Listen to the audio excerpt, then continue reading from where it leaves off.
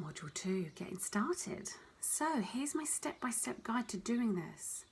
Number 1, what groups are you a member of? The very first thing to do is make sure you are members of the relevant groups to your industry.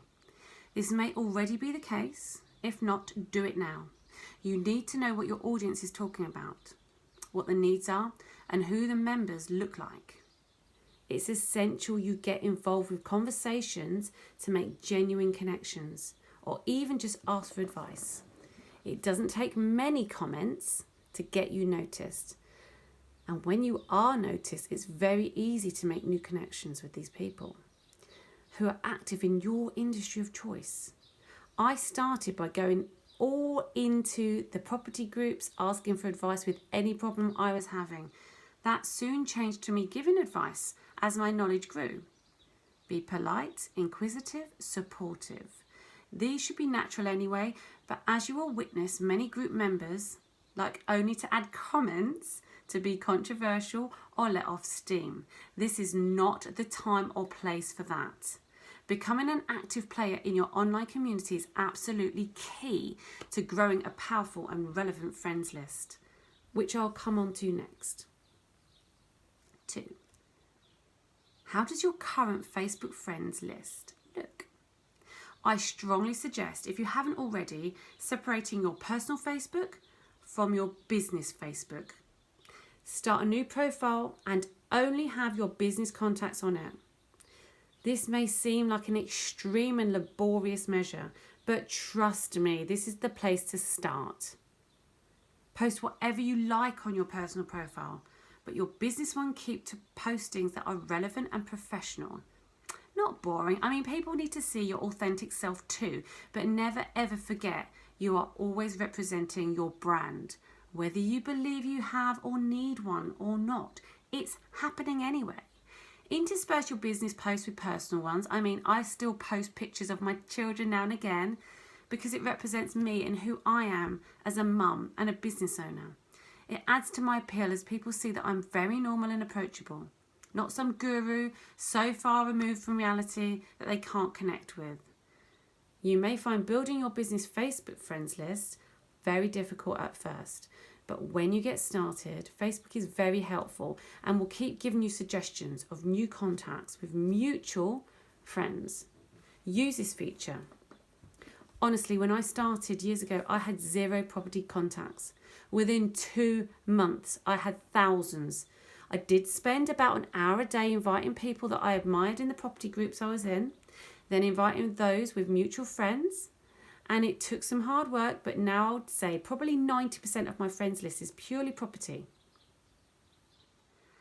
When you've completed these 2 tasks, being active as a member in relevant groups and polishing up your friends list, which I would estimate could take 6 to 8 weeks from very, very scratch with minimal effort, much quicker if you put some serious hours into it, you can move to stage 3.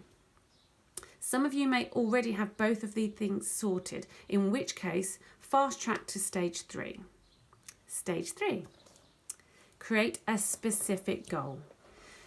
You need to stand out. We've all been there checking our Facebook notifications and seeing 1,000 invites to like or join a page. It's at best overwhelming and at worst annoying. Your group goal needs to be specific but not niche, so your audience is not limited. You want to offer something in your group that adds value immediately to your audience, way before you even start thinking about your own needs. Will it help people? Will it help them network? Will it help them promote and market their own businesses? Will it offer advice? Will it support and entertain people? Will it do everything? In another group of mine, the Women Entrepreneurs Global Group, my group goal was to empower and support women entrepreneurs. I feel passionately about that, as I started my journey into the property business surrounded by males, and I felt I wanted some balance. So I created a place where I could meet other women in business and swap notes. It started as a labour of love, which has transformed into a busy and glorious business. It offers advice, support, entertainment, and networking for free. So by joining, you are already getting value. If the only value your Facebook provides is to market yourself, you will have very little engagement and members will leave. Give before you even consider taking. It must always be a fair exchange of energy. What will make you stand out from the whole plethora of groups is that somebody needs to know the difference between your group and the others. What will it be? Realism? People are fed up with sleazy marketing and promotional groups. Be the one that is honest and real. Commit to giving your audience the truth about your industry, warts and all. It's refreshing. Is it going to be human friendliness? So many business groups are cold as Alaska and dry as a Sahara. Maybe you could use more informal language and tone so as to make your group a friendly, approachable, safe space. Many members in professional groups never engage for fear of being ridiculed. Maybe your group could be for newbies or nervous, introverted types that need a hand in coming forward. This will be harder to manage at first, but the rewards are everlasting loyalty and true friendship and bonding. One of my groups is called Liz Bateson Property and Other Stuff.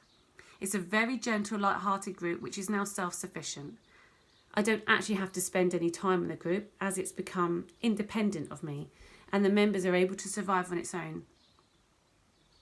And the culture I created has allowed people to be free.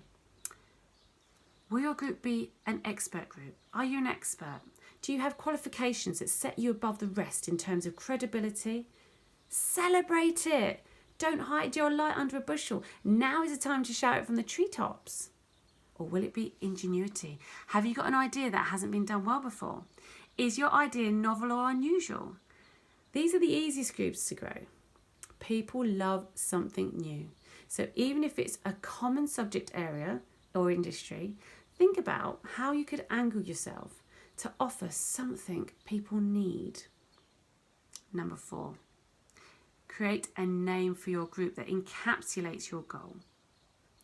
When your invite goes out, it needs to tell everyone the story of your group in a few words. Not an easy task. You will have a chance to elaborate on what your group is all about in the group description, but the invite itself will appear in the notifications part of Facebook with no group description until you click into the invite. You need to make sure that your group name is simple. Do you know what my groups are about from the names? Skills exchange, trade your time, not money. Self-explanatory. It offers unusual service. That means that you can trade your time instead of money. My Women's Entrepreneur Global Group, again, very, very self-explanatory. And Investor Connect is a very serious group, private group, invite only for high net worth property investors.